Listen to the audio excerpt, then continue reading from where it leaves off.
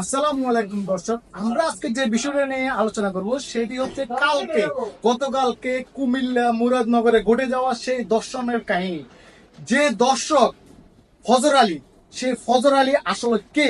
এই ফজর আলীকে কিন্তু এখন আওয়ামী লীগ দেখবেন বলবে বিএনপি, বিএনপি বলবে জামাত, জামাত বলবে এনসিপি, এনসিপি বলবে জামাত। কিন্তু আসলে এইসব ফজর আলীরা কিন্তু কোন দলের কোন ব্যক্তি নয়। এইসব ফজর আলীরা প্রত্যেক ব্যক্তি যখন যখন যে দল ক্ষমতায় থাকবে তখন সেই দলের সাথে তারা অন্তর্ভুক্ত হয়ে এই ধরনের দুর্দান্ত কর্মকাণ্ড, দুর্ধর্ষ কর্মকাণ্ড তারা ঘটিয়ে থাকবে।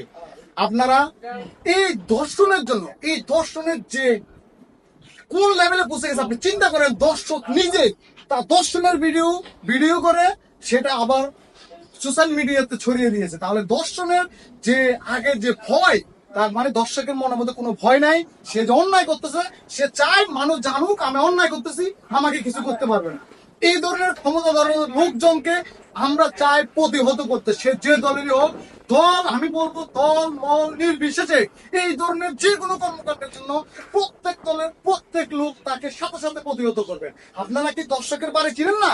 অবশ্যই চিনেন। আপনারা দর্শকের বাড়ি যান, দর্শকের বাড়িতে হামলা করেন। আপনি যদি একটা দলের ক্ষমতা হস্তান্তরের পরে যদি একজন নেতার বাড়িতে হামলা করতে পারেন, তাহলে কেন একজন দর্শকের বাড়িতে হামলা করতে পারবেন না?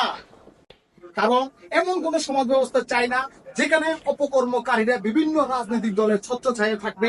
তারা বলবে তারা অমুক পদে আছে, অমুক পদে আছে। কোন পদ পদবি নেই, সরাসরি তাদের শাস্তি হবে এবং তাদের শাস্তি হবে আমাদের জনসম্মুখে শাস্তি হবে।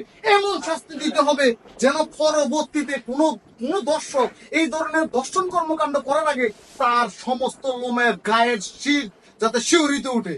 এমন ধরনের তাদেরকে শাস্তি আমাদেরকে কায়েম করতে হবে।